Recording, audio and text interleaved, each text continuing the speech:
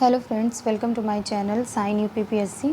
Friends, आज हम 2 अगस्त के करंट अफेयर को डिस्कस करेंगे। चलिए देखते हैं। पहला है आपका राज्य जिसके जडेरी नमकट्टी जेदी भुट्टा साड़ी को जीआई टैग मिला है, तो किसे मिला है? तमिलनाडु को मिला है।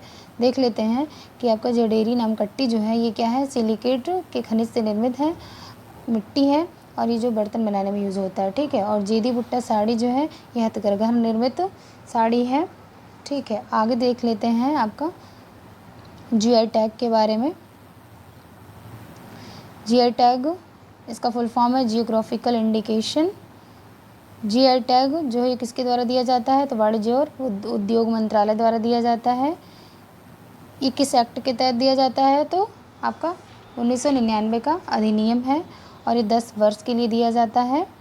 पहला जीआई टैग किसे दिया गया था? 2004 में दार्जिलिंग चाय को दिया गया था। वर्तमान में सर्वाधिक जीआई टैग किसके पास हैं? तो तमिलनाडु के पास है, जो कि 58 है फर्स्ट नंबर पे, और सेकंड नंबर पे आपका यूपी है। कमेंट करके बताइए कि यूपी में कितने जीआई टैग हैं।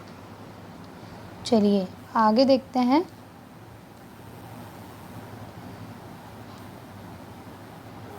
कुछ और जीआई टैग डिस्कस कर लेते हैं, जैसे कन्याकुमारी मेटा केला, जिसे और किस नाम से जानते हैं? क्रोकोडाइल फिंगर बनाना के नाम से भी जानते हैं, क्योंकि जो केला है वो क्रोकोडाइल के मुंह की तरह लगता है, इसलिए इसका नाम क्रोकोडाइल फिंगर बनाना है।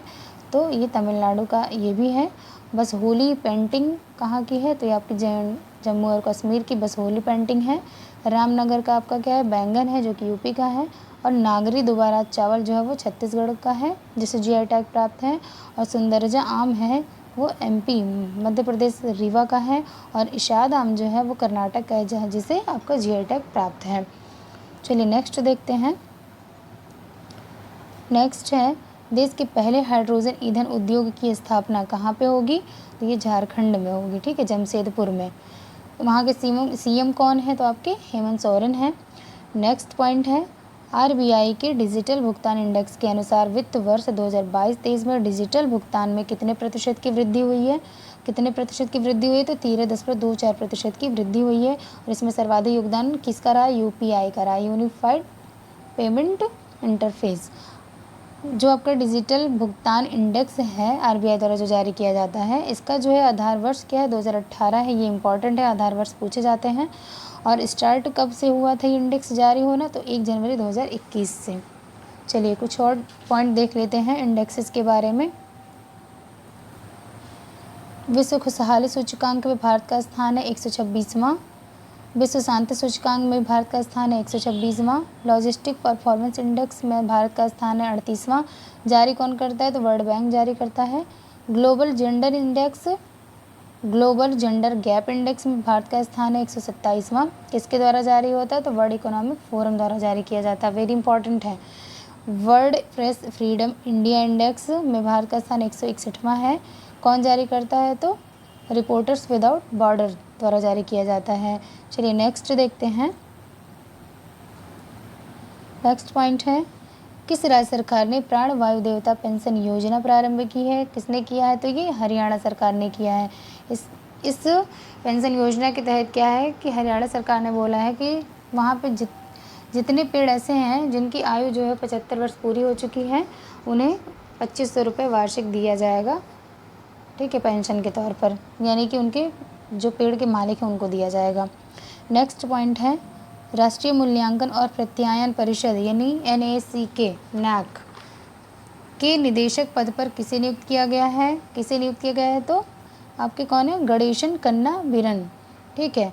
देख लेते हैं नाक की फुल फॉर्म क्या है आपकी। नाक की फुल फॉर्म है national assessment and accreditation council. National assessment and accreditation council. नाक की स्थापना किसके द्वारा की गई? तो यूजीसी द्वारा की गई है। इसका उद्देश्य क्या है? उच्च शिक्षण संस्थानों को ग्रेडिंग प्रदान करना यूजीसी द्वारा। नेक्स्ट पॉइंट देखते हैं। कुछ अपॉइंटमेंट्स हैं वर्तमान में। टीवी नरेंद्रन, ये जो है ये टाटा स्टील के MD CEO हैं वर्तमान में।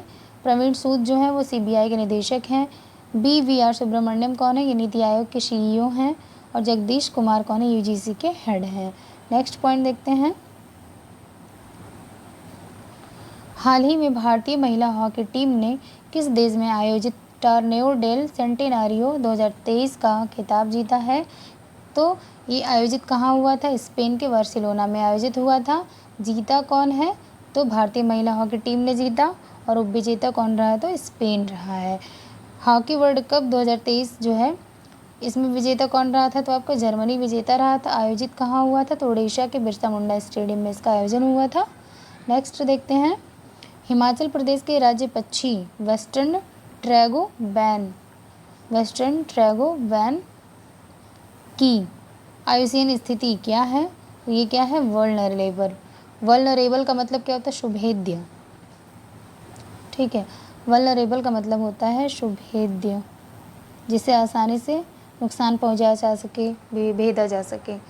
ठीक है, आगे देखते हैं, ये क्या है? आपका सबसे दुर्लभ तीतर की एक प्रजाति है क्या? Western tragopan.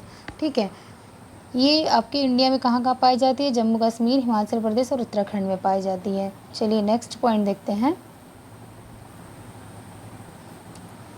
हाल ही में समाचारों में प्रकाशित INS विशाखापत्तनम क्या है? तो ये क्या है? आपका स्टील्थ गाइडेड मिसाइल विध्वंसक जहाज है।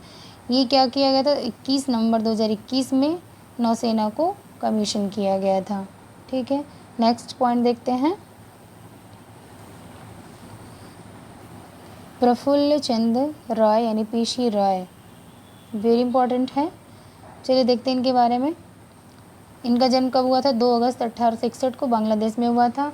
2 अगस्त का करंट अफेयर है, तो ये चर्चा में रहा है, ये डे इम्पॉर्टेंट है, तो याद रखना है आपको।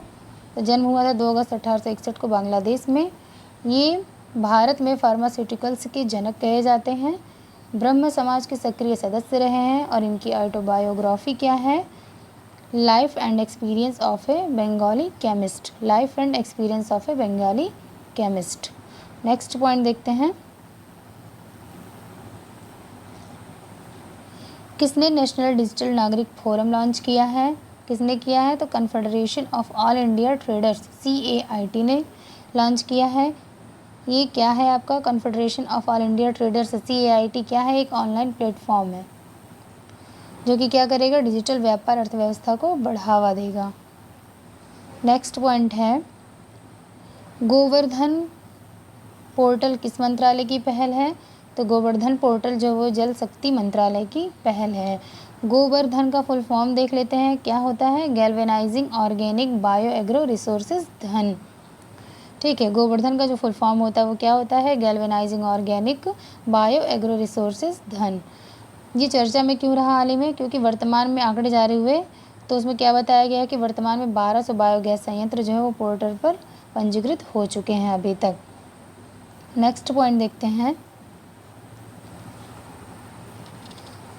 वर्तमान में भारत में बाघों की संख्या कितनी है? तो वर्तमान में भारत में बाघों की संख्या कितनी है? 3167 है। ठीक है, ये याद रखना है आपको। आगे देखते हैं, प्रोजेक्ट टाइगर की शुरुआत कब हुई थी? ये देख लेते हैं। प्रोजेक्ट टाइगर की शुरुआत 1 अप्रैल 1973 को की गई थी। कहाँ से की गई थी? तो जिम कॉर्बेट नेशनल पार्क से लॉन्च किया गया था। और शुरुआत में ये 9 बाघ अभ्यारण्यों में शुरू किया गया था, प्रोजेक्ट टाइगर। ठीक है, नेक्स्ट पॉइंट देखते हैं, फेम इंडिया योजना किस मंत्रालय की पहल है? फेम इंडिया योजना भारी उद्योग मंत्रालय की पहल है, जिसका अभी हाल ही में दूसरा चरण लॉन्च हुआ है।